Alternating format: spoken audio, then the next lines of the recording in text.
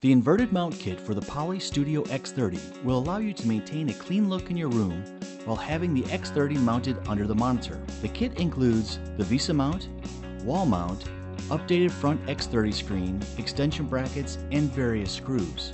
Measure the distance you will need the X30 to have for its cables to run behind the monitor. Choose the right bracket to attach to the mount based upon your measurements. Secure the bracket to the codec mount. Attach codec mount to the X30 with thumb screw.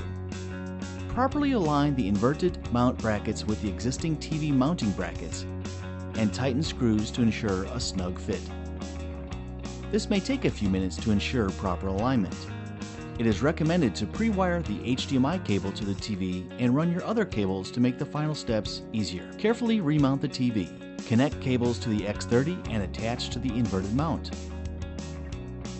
The next step is to carefully replace the existing front screen from the X30 with the included screen.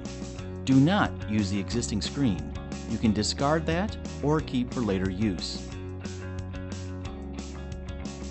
The final step is to navigate to the X30's web interface. Under Video Inputs, you will see Orientation. Under Orientation, select Inverted. This will flip the image so you'll see it right side up.